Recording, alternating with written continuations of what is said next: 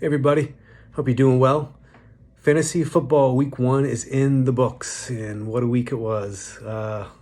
Storyline from yesterday's game, there was quite a bit that happened. It was an exciting game and also a little bit tragic if you're a Aaron Rodgers shareholder or fan of the Jets, or even the Packers for that matter. Packers, you won't end up getting a first round pick because Aaron Rodgers won't play the entire year, so you get a second round pick from that trade. Jets, it's devastating from a football perspective to have the mother humper as your quarterback now. I'm assuming they're going to go out and get somebody else. I don't know what they can do to make the gap between Zach Wilson and Aaron Rodgers work. It's a big gap, and I don't think there's anybody available right now that can fill that role other than Tom Brady. But who knows if he wants to come out of retirement for that.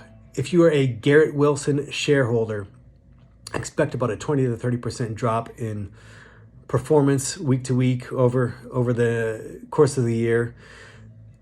Zach Wilson's not going to get him the ball very much. He wants to throw that way, but the connection that they had last year wasn't much of a connection. And I don't anticipate your round 2 draft pick, Garrett Wilson, that you most likely spend a second round on him this year. I don't think it's going to return value this year. So that happens sometimes. The other big injury, J.K. Dobbins, out for the year. That man can't he can't stay healthy. It's unfortunate. So there's going to be probably a little bit of a committee in Baltimore. I expect them to sign or trade for another running back, but for the moment, it's going to be Justice Hill. He scored 2 touchdowns on Sunday. If you are bidding on him in the free agent market, I wouldn't spend too much on him. His value is largely dependent upon touchdowns at this point. He's not had a lot of volume in his career, although he may see more this year. I wouldn't spend big bucks on him. The guy I would spend big bucks on is Rashawn Johnson. If by some miracle he's available in your league, you should pick him up for sure. I know it's confusing. You see a backfield with him, Khalil Herbert, and Donta Foreman, and Herbert and Foreman are usually the guys that go before him in drafts.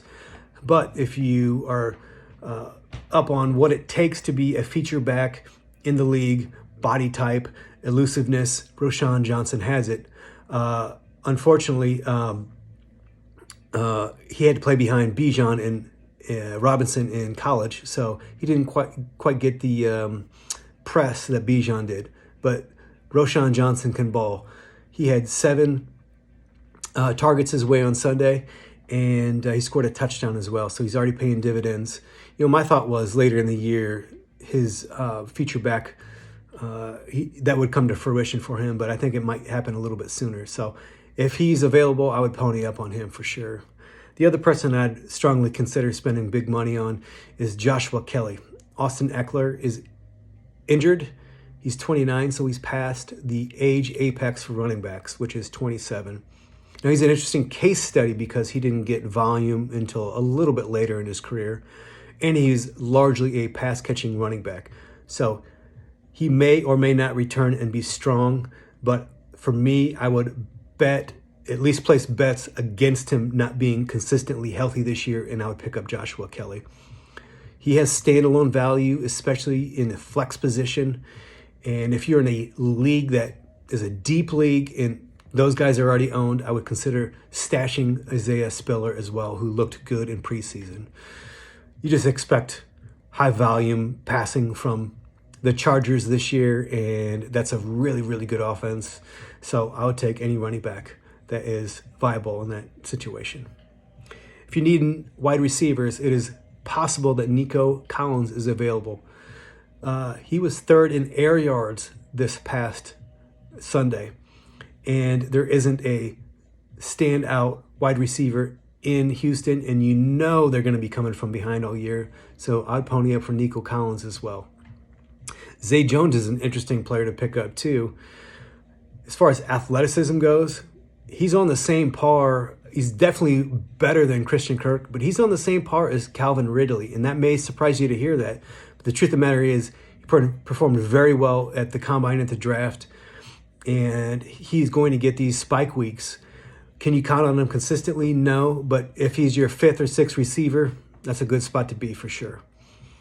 Calvin Austin. Okay, Deontay Johnson has a hamstring issue, so he's going to be out maybe a couple weeks, depends on the severity of the hamstring issue.